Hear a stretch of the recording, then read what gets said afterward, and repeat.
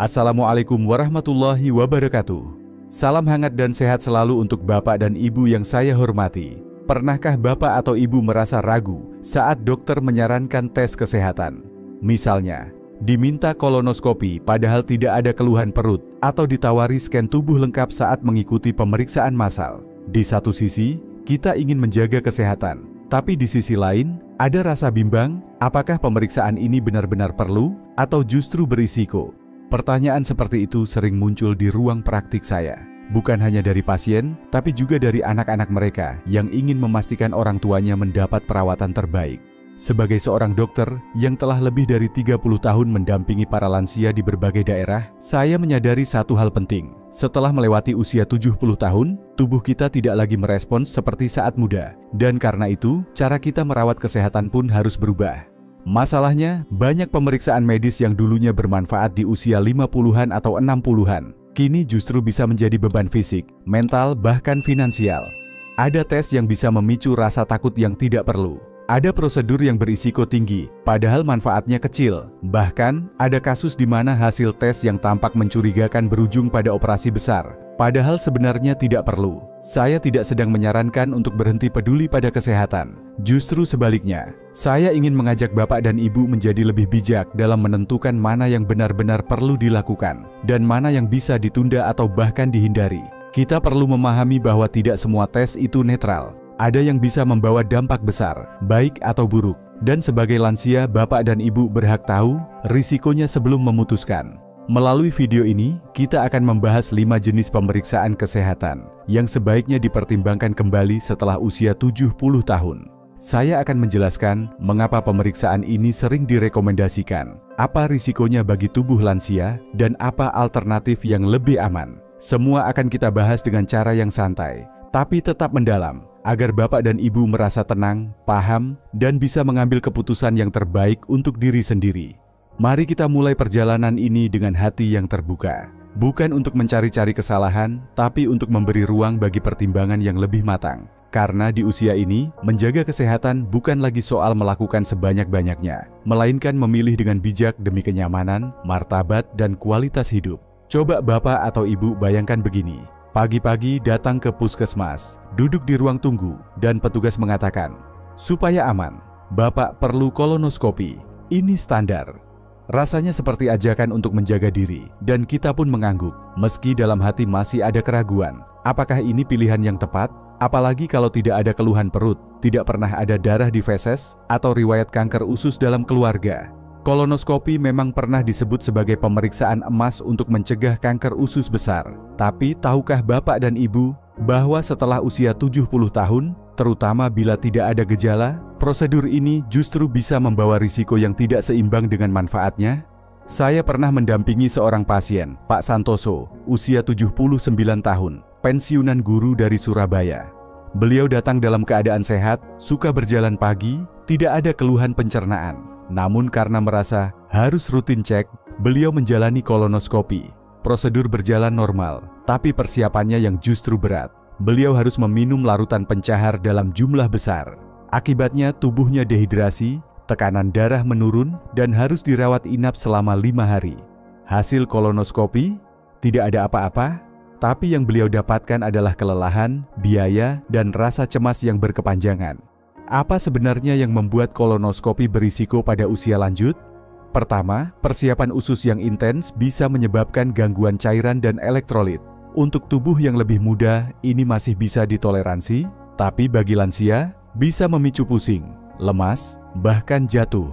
Kedua, efek obat penenang lebih lama bertahan di tubuh lansia, bisa membuat bingung, mengantuk, dan meningkatkan risiko jatuh saat pulang ke rumah. Belum lagi jika ditemukan polip kecil yang sebenarnya jinak, tetapi memicu serangkaian pemeriksaan lanjutan yang bisa melelahkan secara fisik dan mental. Bapak dan Ibu perlu tahu bahwa tidak semua polip itu berbahaya. Banyak yang tumbuh sangat lambat, butuh 10 hingga 15 tahun untuk berubah menjadi kanker. Jika saat ini Bapak berusia 75 atau 80 tahun dan sebelumnya pernah melakukan kolonoskopi dengan hasil bersih, maka kemungkinan polip tersebut akan berkembang menjadi masalah nyata sangat kecil. Alternatifnya, saat ini tersedia pemeriksaan feses imunokimia atau F8 yang lebih mudah dan tidak invasif. Tes ini dapat mendeteksi jejak darah tersembunyi dalam feses dan cukup dilakukan di rumah tanpa perlu puasa atau obat pencahar. Untuk banyak orang usia lanjut, tes ini memberikan perlindungan yang sepadan tanpa risiko berlebihan. Ingatlah, menolak kolonoskopi bukan berarti mengabaikan kesehatan. Justru itu tanda bahwa bapak dan ibu mulai mempertimbangkan kesehatan secara menyeluruh, bukan sekadar ikut prosedur karena rasa takut. Kalau boleh saya bertanya, kapan terakhir kali bapak atau ibu berbicara dengan dokter tentang alasan melakukan kolonoskopi? Dan apakah ada pilihan lain yang lebih ramah untuk usia sekarang? Mungkin sekaranglah saat yang tepat untuk memulai percakapan itu. Saya pernah menghadiri kegiatan posyandu lansia di daerah Sleman, Yogyakarta. Di sana, sebuah klinik keliling menawarkan scan tubuh lengkap dengan harga diskon. Banyak lansia ikut, karena terdengar menarik. Bisa tahu kondisi jantung, paru-paru, ginjal, dan otak hanya dalam satu kali periksa. Siapa yang tidak ingin tahu apa yang tersembunyi di dalam tubuh? Tapi pertanyaan yang lebih penting adalah, apakah informasi yang kita dapatkan dari scan itu benar-benar membantu atau justru menambah beban pikiran? Full body scan, baik menggunakan CT scan atau MRI, adalah teknologi canggih.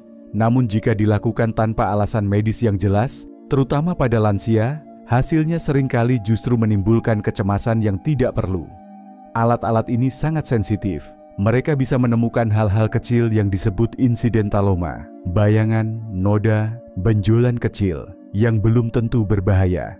Cukup mendengar kata lesi atau kista saja, banyak orang langsung merasa panik. Bu Aminah, 76 tahun, seorang ibu rumah tangga dari Bandung, adalah salah satu contoh yang saya ingat. Beliau sehat, masih rajin mengurus kebun kecil di belakang rumah. Saat mengikuti scan gratis di pameran kesehatan, ditemukan bercak kecil di ginjal. Ukurannya hanya 0,8 cm. Dokter menyarankan tindakan lebih lanjut karena khawatir kemungkinan tumor. Akhirnya Bu Aminah menjalani operasi pengangkatan sebagian ginjal. Prosedurnya berhasil, tapi setelah itu tubuhnya tidak lagi sekuat dulu. Ia menjadi mudah lelah dan harus bolak-balik ke rumah sakit selama berbulan-bulan. Hasil patologi, benjolan itu jinak. Kasus seperti Bu Aminah disebut overdiagnosis, kondisi di mana kita menemukan sesuatu yang sebenarnya tidak membahayakan, lalu malah memperlakukannya seperti penyakit serius. Secara emosional, ini bisa sangat menguras tenaga. Lansia seringkali lebih sensitif terhadap istilah medis yang tidak dijelaskan dengan jelas. Perasaan bahwa ada yang tidak beres di tubuh saya bisa muncul hanya karena satu kalimat dari dokter, padahal sebenarnya tidak ada gejala. Selain itu, dari sisi fisik, prosedur lanjutan seperti biopsi atau tindakan minimal invasif bisa berisiko lebih tinggi pada usia lanjut. Misalnya, biopsi paru-paru bisa menyebabkan kolapsnya paru-paru. Bahkan duduk diam selama 30-45 menit untuk MRI pun bisa sangat menyiksa bagi sendi yang sudah kaku. Belum lagi soal biaya. Pemeriksaan semacam ini jarang ditanggung BPJS atau asuransi lansia. Banyak yang akhirnya membayar dari tabungan pensiun, berharap mendapat ketenangan, tapi justru membeli kecemasan dan kelelahan. Yang penting untuk diingat adalah, tidak semua bayangan di layar mesin perlu dikejar. Seringkali, langkah terbaik bukan bertindak segera, tapi menunggu dengan tenang dan bijak. Lebih bijak menunggu dan mengevaluasi perkembangan secara perlahan, daripada segera masuk dalam siklus pemeriksaan dan tindakan medis yang berantai. Kalau bapak atau ibu pernah ikut scan seperti ini, apakah informasi yang didapat benar-benar membantu, atau justru membuat tidur tidak nyenyak? Pertanyaan itu layak untuk direnungkan bersama keluarga dan dokter. Karena di usia ini, bukan hanya umur yang penting, tapi juga ketenangan hati dan kebebasan dari kekhawatiran yang tidak perlu. Saya pernah menerima kunjungan seorang pria bernama Pak Raharjo, 74 tahun, pensiunan sopir angkot dari Semarang. Ia datang ke praktik bukan karena sakit, tapi karena cemas. Saya enggak ngerasa apa-apa sih dok, tapi takut jantung saya ada masalah. Teman saya soalnya kemarin meninggal mendadak, katanya sambil menunduk. Atas anjuran klinik tempat ia kontrol rutin, Pak Raharjo diminta menjalani tes treadmill. Tes yang dikenal sebagai cardiac stress test untuk memeriksa kekuatan jantungnya.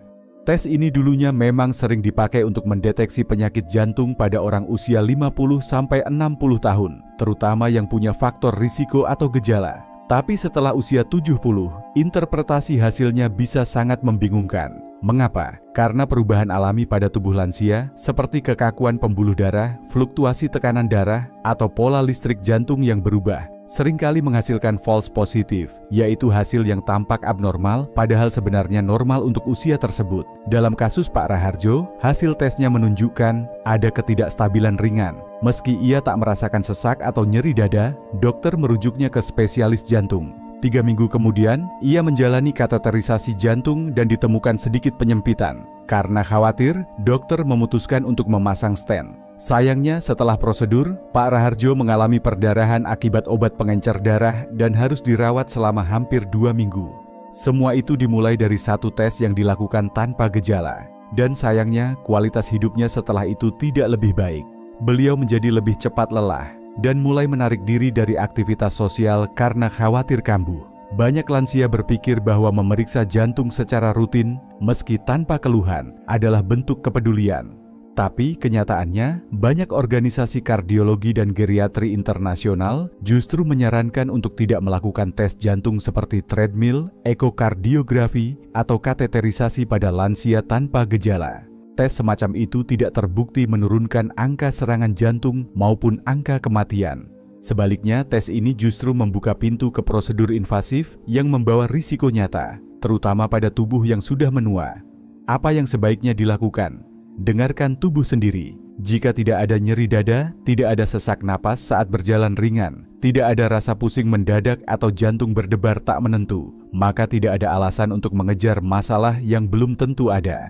Perawatan jantung terbaik di usia 70-an bukanlah lewat mesin dan kabel, melainkan lewat gaya hidup, jalan kaki pagi, makanan rendah garam dan lemak jenuh, tidur cukup, dan tetap terhubung secara sosial dengan lingkungan sekitar. Saya ingin bertanya pada Bapak dan Ibu, dalam beberapa minggu terakhir, adakah gejala baru yang muncul saat bergerak atau beristirahat? Bila tidak ada, mungkinkah rasa takut itu sebenarnya lebih besar daripada kondisi jantung itu sendiri? Mari kita hadapi rasa cemas dengan tenang, bukan dengan pemeriksaan yang tergesa-gesa. Saya masih ingat dengan jelas kisah Bu Yulia, 78 tahun, pensiunan kepala sekolah dari Salatiga. Beliau datang bersama anak perempuannya ke ruang praktik saya. Ibu saya diminta kolonoskopi lagi, Dok. Padahal sudah pernah 2 kali, dan semuanya bersih. Kami bingung, apakah memang harus? Begitu kata sang anak sambil menunjukkan catatan medis dari tahun-tahun sebelumnya. Kolonoskopi memang penting dalam mendeteksi polip atau kanker usus besar, terutama jika dilakukan pertama kali di usia 50-60 tahun. Tapi jika seseorang telah melakukannya beberapa kali dan hasilnya normal, maka mengulang pemeriksaan ini setelah usia 70 tanpa gejala apapun seringkali tidak lagi membawa manfaat yang sepadan. Mengapa? Karena tujuan utama dari kolonoskopi adalah menemukan dan mengangkat polip yang berpotensi berkembang menjadi kanker dalam 10-15 tahun ke depan. Tetapi pada usia 75 atau 80, rentang waktu itu seringkali sudah tidak relevan. Apalagi bila hasil-hasil sebelumnya bersih dan tidak ada gejala seperti sakit perut kronis, darah dalam feses, atau penurunan berat badan drastis. Bu Yulia termasuk lansia yang sangat patuh pada anjuran medis. Di usia 68 dan 73, beliau sudah menjalani kolonoskopi dan hasilnya bersih tanpa temuan apapun. Namun ketika menginjak usia 78, dokter kembali menyarankan 1 kali kolonoskopi ulang untuk berjaga-jaga. Sayangnya saat prosedur dilakukan, terjadi komplikasi langka, dinding usus terluka akibat alat. Bu Yulia harus menjalani operasi perut darurat dan dirawat hampir 1 bulan di rumah sakit. Selama perawatan, anak perempuannya harus mengambil cuti panjang untuk mendampingi. Setelah pulang, Bu Yulia mulai enggan keluar rumah, lebih sering cemas, dan mudah lelah secara emosional. Ia merasa tubuhnya tak lagi sekuat dulu. Jalan kaki sebentar saja sudah membuat napas ngos-ngosan. Tidur pun sering terganggu. Pengalaman ini menunjukkan bahwa satu prosedur yang tampaknya rutin bisa berdampak besar, tidak hanya secara fisik, tapi juga pada kehidupan sosial dan mental lansia serta keluarga mereka. Dengan mata berkaca-kaca, Bu Yulia pernah berkata, "Kalau saja dulu ada yang menjelaskan risiko sebesar ini, mungkin saya akan berpikir 2 kali sebelum setuju." Kondisi seperti yang dialami Bu Yulia bukan kasus 1-2. Lansia lebih rentan terhadap efek obat penenang, dehidrasi akibat obat pencahar sebelum prosedur, bahkan risiko jatuh saat ke kamar mandi di malam hari. Di usia ini, proses pemulihan menjadi lebih lambat dan efek samping bisa berlangsung lebih lama. Lalu, bagaimana jika dokter tetap menyarankan kolonoskopi ulang? Tanyakan dengan tenang, apakah ada gejala yang mendasari? Apakah hasilnya nanti akan benar-benar mengubah penanganan medis saya? Adakah pilihan tes yang lebih ringan? Seringkali, jawaban dari pertanyaan-pertanyaan ini dapat membuka percakapan yang lebih jujur antara pasien dan dokter. Menolak kolonoskopi ulang bukan berarti menolak kesehatan. Itu adalah bentuk penghargaan pada tubuh yang telah puluhan tahun melayani bapak dan ibu. Sekarang sudah waktunya untuk menimbang dengan bijak apa yang benar-benar perlu dan apa yang bisa dilewati dengan tenang. Di lingkungan tempat tinggal saya di Magelang, saya sering melihat para lansia yang setiap tahun melakukan pemeriksaan EKG atau treadmill, meskipun mereka tidak pernah mengeluh sakit. Ketika saya tanya alasannya, sebagian besar menjawab, "Biar tahu kondisi jantung, Dok. Takutnya ada yang diam-diam." Tentu niat itu sangat baik, tapi ada perbedaan penting antara kewaspadaan dan kecemasan yang berlebihan. Banyak orang beranggapan bahwa semakin sering periksa, semakin sehat. Tapi kenyataannya, untuk orang yang tidak memiliki keluhan apapun, tidak nyeri dada, tidak sesak napas, tidak pusing mendadak, melakukan tes jantung secara rutin setiap tahun tidak selalu membawa manfaat, apalagi setelah usia 70 tahun. Saya ingin menceritakan tentang Pak Hidayat, 76 tahun, pensiunan PNS dari Malang. Beliau sehat, rajin bersepeda ringan di pagi hari, dan aktif dalam kegiatan masjid. Saat medical check-up tahunan dari kantor lama, beliau diminta menjalani stres tes jantung. Hasilnya menunjukkan sedikit kelainan pada grafik detak jantung, walau beliau tidak merasa apa-apa. Dari situ ia dirujuk untuk kateterisasi jantung dan dipasang stent karena ada sumbatan ringan. Setelah prosedur, Pak Hidayat diberi obat pengencer darah. Sayangnya, seminggu kemudian beliau mengalami pendarahan di lambung dan harus dirawat di ICU. Prosedurnya memang berjalan lancar, tapi efek setelahnya membuat kualitas hidupnya menurun. Aktivitasnya dibatasi dan ia menjadi lebih takut berolahraga karena khawatir kambuh. Apakah sumbatan ringan itu benar-benar perlu diatasi dengan stent? Apakah tubuhnya memberi sinyal bahaya sebelumnya? Tidak. Semua dimulai dari satu tes yang dilakukan rutin, bukan berdasarkan keluhan. Data dari berbagai lembaga jantung internasional menunjukkan bahwa pada lansia tanpa gejala, pemeriksaan jantung rutin seperti treadmill atau CT scan jantung tidak memberikan penurunan risiko serangan jantung maupun kematian. Bahkan, tes-tes semacam ini seringkali justru menyeret seseorang ke rangkaian prosedur medis lanjutan yang kompleks dan belum tentu diperlukan. Yang perlu ditekankan adalah pendekatan berbasis gejala. Bila bapak atau ibu merasa ada perubahan saat aktivitas, seperti mudah lelah, nyeri dada, jantung berdebar tidak teratur, maka pemeriksaan tentu dibutuhkan. Tapi jika tubuh terasa segar, tidur nyenyak, dan tetap aktif menjalani rutinitas harian, itu adalah sinyal kuat bahwa jantung bapak dan ibu masih bekerja dengan baik. Jangan biarkan rasa takut menjadi alasan untuk mengejar tes yang sebenarnya tidak diperlukan. Namun tentu, ini bukan berarti semua pemeriksaan harus ditolak. Bila bapak atau ibu mengalami gejala baru, seperti nyeri dada saat berjalan, jantung berdebar meski sedang istirahat, napas terasa pendek saat menaiki tangga, atau feses berdarah disertai penurunan berat badan tanpa sebab yang jelas, maka pemeriksaan tetap penting untuk dilakukan. Dalam situasi seperti itu, tes medis bisa menjadi alat bantu diagnosis yang sangat bermanfaat, asalkan dilakukan berdasarkan indikasi medis yang jelas, bukan semata karena rasa khawatir. Setelah usia 70 tahun, menjaga kesehatan bukan lagi tentang mencari semua kemungkinan masalah yang tersembunyi, tetapi tentang memelihara ketenangan, menjaga kemandirian, dan menikmati hari-hari dengan rasa nyaman serta bahagia. Saya ingin mengajak bapak dan ibu merenung sejenak.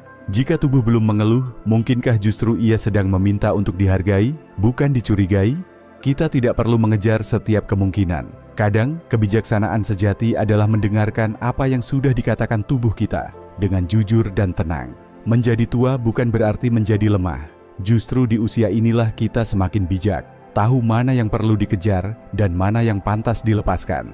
Sayangnya, dunia kesehatan modern seringkali masih memakai pola pikir yang sama untuk semua usia. Semakin banyak tes, semakin baik. Padahal kenyataannya tidak sesederhana itu. Bapak dan Ibu, kita sudah melihat bersama bahwa 5 jenis pemeriksaan yang populer ini, kolonoskopi, scan tubuh lengkap, tes jantung rutin, bukanlah sesuatu yang salah. Tapi setelah usia 70 tahun, tubuh kita berubah. Prioritas kita pun berubah. Tujuannya bukan lagi hidup selama-lamanya, melainkan hidup dengan nyaman, bermakna, dan tanpa beban medis yang tidak perlu. Di tengah banyaknya informasi kesehatan saat ini, penting sekali bagi bapak dan ibu untuk memiliki dokter tetap yang sudah lama mengenal riwayat kesehatan dan perubahan tubuh dari waktu ke waktu. Mengikuti saran dari dokter yang benar-benar mengenal tubuh bapak ibu akan jauh lebih bijak daripada hanya mengikuti saran dari pemeriksaan massal atau dokter yang baru pertama kali ditemui.